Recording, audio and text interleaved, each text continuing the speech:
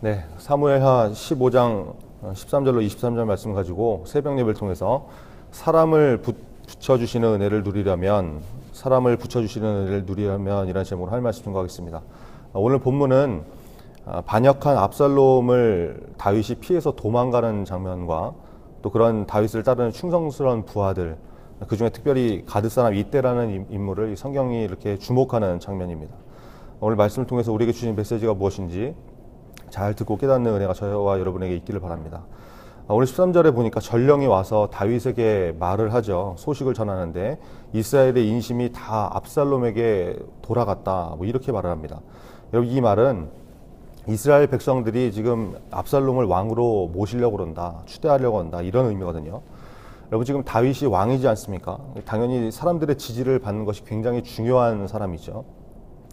주변 사람들에게 지지를 받고 마음을 얻는 것은 왕뿐만이 아니라 작은 조직의 대표라든지 지도자, 이런 사람에게는 정말 굉장히 중요한 그런 요소 중에 하나일 것입니다. 당연히 중요할 수밖에 없는 것이, 지도자가 앞에서 무슨 얘기를 하는데 사람들이 다 마음이 돌아서 가지고 듣지도 않고 뭘 하자고 해도 움직이지 않는다고 그러면 그 조직은 아무것도 될 수 없기 때문에 그렇죠. 그래서 앞에 있는 사람은 만약에 그런 일을 겪게 된다 그러면 굉장히 거부감을 느끼는 것이고, 내가 사람들한테 거부를 당했다, 이런 상실감을 느끼는 것이고, 아무것도 할 수 없는 그런 상태가 되는 것입니다. 다윗이 지금 그런 상황에 놓인 것이죠. 자기에게서 백성들의 마음이 다 떠나가고 지금 반역을 해가지고 왕이 되려고 하는 압살롬을 오히려 백성들이 왕으로 모시려고 그러더라, 이런 상황이 된 것입니다. 정말 세상적으로 참 어디 마음 둘 곳 없고 버림받은 그런 상황이 벌어진 것입니다. 여러분, 그때 다윗이 어떻게 합니까? 14절에 나오는 것 같이 신하들에게 도망가자 그러죠. 도망가자. 압살롬을 피해서 가자. 우리 여기 있다간 다 죽는다. 여러분, 다윗은 전쟁에 능한 용사였지 않습니까? 다윗이 아무리 나이가 들었어도 사람의 기질이나 성품 이런 것은 막 크게 변하고 그러지 않거든요. 근데 젊은 시절에 그렇게 용맹하게 골리앗 앞에서 전투를 벌이고 무수한 승리를 거두었던 이 다윗이 지금 반역한 압살롬과 싸울 생각을 전혀 하지 않고 도망가자 이러고 있는 것이죠. 여러분, 이것은 인간적으로 굉장히 자존심 상한 일일 수도 있고 비참하고 이런 상황인데, 다윗이 왜 이런 결정을 내렸을까요?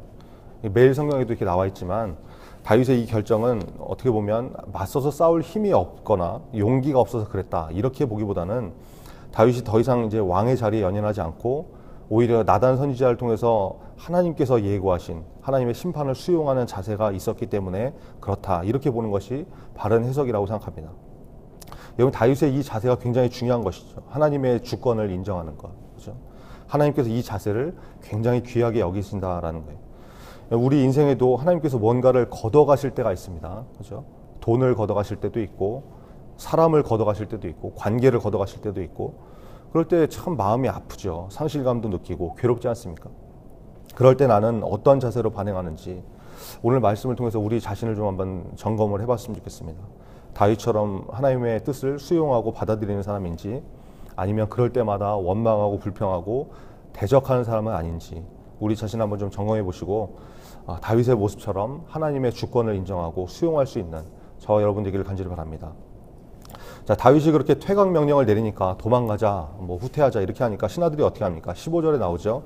왕의 신하들이 왕께 이르되 우리 주 왕께서 하고자 하시는 대로 우리가 행하리이다. 보소서 당신의 종들이니이다 하더라. 신하들이 이렇게 대답을 했다는 것입니다. 이게 참 멋지지 않습니까? 지금 다윗은 민심을 다 잃은 상황이고 자기 아들한테 반역을 당해가지고 왕위도 잃게 된 그런 상황인데 아무것도 남지 않은 이 다윗을 신하들이 끝까지 따르더라. 여러분, 이것을 통해서 다윗이 어떤 사람인지 알 수가 있는 것이죠. 사람은 자기가 갖고 있는 힘을 잃어보면, 가지고 있던 힘을 잃어보면 그 사람이 어떤 사람인지, 어떻게 살았던 사람인지 명확하게 드러납니다. 그게 돈이든 권력이든 어떤 직책이든 그 힘을 가지고 어떻게 일을 했던 사람인가, 그거 뺏어보면 명확하게 나온다는 거예요. 저는 장교 출신이라 군 생활하면서 이렇게 높은 분들을, 이제 높은 계급의 사람들을 좀 볼 기회가 종종 있었거든요. 그러니까 연대장이든 사단장이든 이런 지휘관 중에 그 사람이 어떤 사람인가, 평소에는 잘 모르지만 딱 하나 보면 돼요. 그 사람이 물러난 자리, 전역한 다음에 부하였던 사람들이 어떻게 대하는가, 이거 보면 답이 나오는 거죠. 지휘관 끝나자마자 찬밥 신세가 되는 그런 사람이 있는가 하면, 지휘관을 마쳤는데도 사람들이 때 되면 다 찾아가고 인사하러 가고 이러는 분들이 있어요. 그러니까 지휘관이었을 때 부하들한테 어떻게 했는지 이게 다 그때 보이는 것이죠. 자기밖에 모르고 책임지려고 안 하고 부하들 이용하고 이랬던 지휘관은 그 힘을 다 잃어버리면 사람들이 등을 돌리죠. 누가 찾아오겠어요, 그죠? 절대 안 찾아옵니다. 근데 부하에게 좀 잘하고 문제가 생겼을 때 품어주고 그러면 나중이 돼도 사람들이 참 그걸 다 기억을 하고 찾아가고 그러더라고요. 예전에 제가 다이아몬드 2개 달고 중2 때 이제 본부중대장이랑 한 게 있었거든요. 왜 또 새벽부터 군대에 있냐 이럴지 모르겠는데, 이 본부중대장이라는 거는 한 부하가 50명 정도 있는 그런 사람인데, 이제 훈련을 하면은 다른 이제 병사들은 나가서 이제 막 총 들고 막 이렇게 싸우는데, 본부중대는 지휘소라고 이렇게 텐트를 쳐놓고 대대장이나 뭐 이런 지휘관들이 지휘를 할 수 있도록 이렇게 하는 여건을 마련하는 그런 부대입니다. 그런 돕는 역할을 하는 사람들인데, 그러니까 지휘소에서 훈련하다 보면은 그 안에 뭐 요즘은 컴퓨터도 있어야 되고 여러 가지 통신 장비도 있어야 되고 뭐 밤이면 전등도 켜고 이래야 되니까 전기가 필요하잖아요, 전기가. 그래서 지휘소를 설치하는 것뿐만 아니라 전기를 공급하는 거, 이게 굉장히 중요한 일이거든요. 이제 그 일을 본부중대에서 하는데, 제 부하로 있던 이제 사람들 중에 이제 군대 온 지 얼마 안 된 소대장이 하나 있었단 말이에요. 그러니까 처음이니까 뭐 군대도 잘 모르고 뭐 실수할 수 있고 뭐 그럴 수 있죠. 근데 지휘소에 이제 전기를 끌어오는데, 여러분 전기도 공짜가 아니잖아요, 그죠? 그래서 민가에서 이제 훈련할 때 보면 민가에 협조를 해가지고 전기 좀 쓰겠다고 이렇게 좀 협조를 구하고, 옛날 같은 그런 민심이 아니기 때문에 군인이라고 해서 이렇게 막 잘해주고 이러질 않아요. 막 가서 사정하고 협조하고, 또는 이렇게 훈련 끝나고 전기료까지 이렇게 줘야 되는 그런 상황이 있단 말이죠. 근데 이제 소대장이 이런 걸 잘 모르니까 병사들 데리고서 이제 전기를 끌어와야 되는데, 어디서 얻을까 이렇게 막 보니까 전봇대 전원 콘센트가 있는 거예요, 전봇대. 그래서 그냥 거기다가 전원 리드선을 딱 꽂아가지고 전기를 끌어온 거죠. 그걸 아무도 모르고 이제 신나게 전기를 막 쓰고 있는데, 한참 훈련하고 있는데 갑자기 여기서 한전 직원들이 와가지고 도전하셨다고, 책임자 나오라고 이렇게 도전하셨다.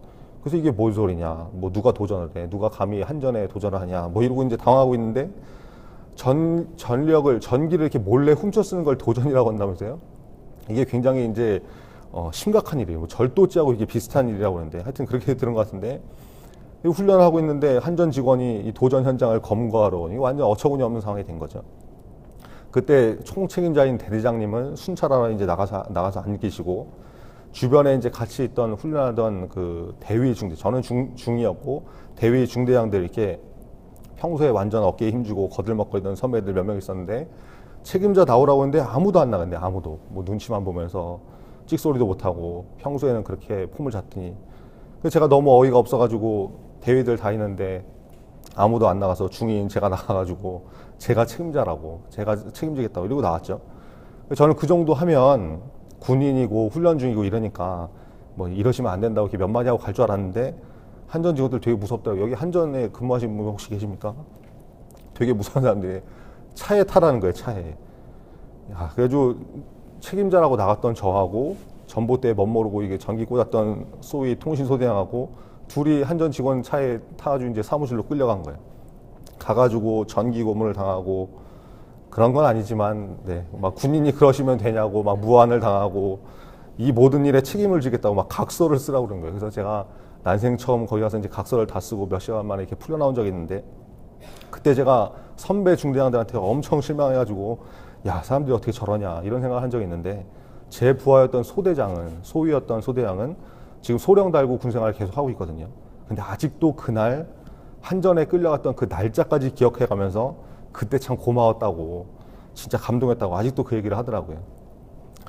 여러분은 뭐 또 지 자랑하고 있네 이런 표정을 안 적으시지만, 자랑하는 게 아니고 지휘관이라는 거, 책임자라는 거, 앞에 선 사람은 그런 사람이 돼야 되는 게 아닌지, 그죠? 책임을 져줄 줄 알고 실수를 덮어줄 줄 알고 자기 자신보다 부하의 형편을 살필 줄 아는 사람, 그죠? 다윗의 신하들이 힘 잃은 왕을 향해서, 다윗 왕을 향해서 왕께서 하시고자 하는 대로 하라고, 우리가 따르겠다고 이렇게 말할 수 있었던 것은 그동안 다윗이 신하들을 어떻게 대했는지 여기서 다 드러나더라는 거예요. 여러분 18절 이하에 쭉 나오는 가드 사람 이때도 그런 것이죠.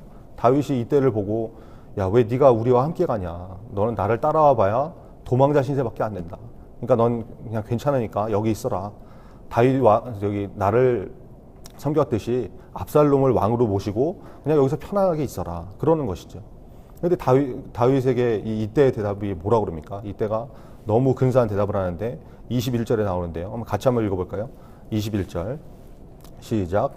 이때가 왕께 대답하여 이르되 여호와의 살아계심과 내 주 왕의 살아계심으로 맹세하옵나니 진실로 내 주 왕께서 어느 곳에 계시든지 사나 죽으나 종도 그곳에 있겠나이다 하니. 여러분, 다윗이 평소에 어떻게 신하들을 대했길래 이 상황에 이런 모습이 나오냐 말이죠. 오늘 말씀을 듣는 분들 중에는 아마 회사에서 높은 지위에 계신 분들도 있을 수 있고, 자영업을 하셔서 직원들이나 알바생을 데리고 있는 분들이 계실지 모르고, 어떤 조직의 관리자나 책임자도 있으실 수 있겠죠. 우리가 다윗과 같이 그런 자세로, 그렇죠? 아랫사람들을 좀 잘 위해줄 줄 알고 함부로 대하지 말고. 여러분, 가끔 그런 사람들 있잖아요. 그 직원들을 마치 종처럼, 하인처럼 대하는 사람, 또는 뭐 외국인 노동자들 굉장히 함부로 대하고 하는 이런 사람. 우리가 예수 믿는 사람이라고 그러면 그런 모습은 우리에게 있어서는 안 되겠죠. 그렇죠? 우리가 어떤 곳에 어떤 위치에 있든지 다윗의 모습처럼 특별히 아랫사람들을 잘 섬기고 배려하고 책임져 줄 줄 아는 그런 지도자, 사장님, 관리자들이 될 수 있기를 간절히 바랍니다. 여러분, 가드 사람 이때라는 사람은 600명의 왕실 경호원들을 지휘하는 지휘관이었습니다. 지금 도망자 신세가 된 다윗은 정말 중요하고 꼭 필요한 사람들 다 붙들어야 되는 상황이에요. 그죠? 당연히 그랬겠죠. 이 600명의 부하를 데리고 있는 지휘관이라고 그러면 절대로 놓치고 싶지 않겠죠. 한 명이 아쉬운 상황에. 그런데 다윗이 이때한테 너는 여기 남아있어라. 새 왕 압살롬을 따라라. 이렇게 얘기했다는 것은 여러분, 다윗이 사람을 의지하는 사람이 아니었기 때문에 가능했다라는 것입니다. 이게 굉장히 중요한 것이죠. 위기의 순간에 사람 붙들고 사람 의지하는 사람이라고 그러면 절대로 주변에 있는 사람들 돌아가라고 말할 수 없는 거예요. 그래서 다윗의 이 자세를 통해서 발견할 수 있는 것이 뭐냐? 다윗은 사람을 의지하지 않은 그런 사람이라는 것을 알 수 있다는 것입니다. 여러분, 하나님은 우리가 하나님보다 더 의지하고 붙드는 것이 있으면 기뻐하지 않으세요. 그리고 그것을 다 걷어가시는 것을 보게 됩니다. 예수 믿으면서 너무 물질을 의지하면요, 물질 걷어가시더라고요. 예수 믿는다고 하는데 사람 너무 의지하고 붙들고 따라다니고 그러면 의지하고 있는 사람들 다 멀리 이렇게 보내신다든지 이민 가게 하신다든지 그 사람 거두어 가시더라고요. 하나님이 왜 그러실까요? 그거 의지하지 말라고. 그죠? 나를 의지해라. 하나님 붙들어라. 이 말씀하시는 것이죠. 여러분, 다윗은 위기의 순간에도 사람을 붙들지 않았습니다. 실제적으로 힘이 될 수 있는 그런 사람들을 붙들지 않았다. 다윗의 중심이 그랬기 때문에 하나님께서 다윗에게 필요한 사람들을 오히려 붙여주시는 모습을 우리가 성경을 통해서 볼 수 있는 것이죠. 꼭 있어야 될 신하들, 충성된 부하들, 600명을 이끄는 지휘관 이때, 그죠? 하나님께서 붙여주시는 거예요. 오늘 다윗의 모습을 통해서 발견할 수 있는 메시지입니다. 사람을 의지하지 않고 하나님 붙들면 오히려 하나님께서 우리에게 도움될 사람들을 붙여주시더라. 여러분, 이 원리를 좀 잘 기억하시고 사람 의지하지 않고 하나님만 붙들고 나갈 수 있는 저와 여러분 되기를 간절히 바랍니다. 기도하겠습니다. 아버지 하나님, 감사합니다. 오늘 주신 말씀을 통해서 다윗의 모습을 바라봅니다. 어려움이 다가오는 상황에서 무조건 내 힘으로 맞서서 싸우는 것이 아니라 그것이 하나님이 허락하신 일이라면, 하나님이 이끄시는 일이라면 수용하고 받아들일 줄 아는 다윗의 모습을 발견합니다. 우리에게도 하나님의 주권을 인정하고 어떤 상황이 벌어지든지 하나님의 인도하심을 바라보고 나갈 수 있는 믿음의 자세를 허락하여 주시옵소서. 다윗이 신하들을 배려하고 오히려 그들의 형편을 살피고 좋은 지도자로 살았던 것을 바라봅니다. 우리에게 주신 환경에서 혹시 아랫사람이 있다면 예수 믿는 사람답게 인격적으로 대할 수 있게 하시고 오히려 그들을 잘 섬길 수 있는 그런 믿음의 사람 다 될 수 있도록 붙잡아 주시옵소서. 한 사람이 아쉬운 도피의 상황에서 사람을 붙들지 않았던 다윗처럼 우리도 사람을 의지하는 것이 아니라 하나님만 붙드는 사람이 되게 하셔서 우리에게 필요한 모든 것을 더하시고 붙여주시는 하나님의 은혜를 경험하는 오늘 하루가 될 수 있도록 역사하여 주시옵소서. 예수 그리스도의 이름으로 기도합니다. 아멘.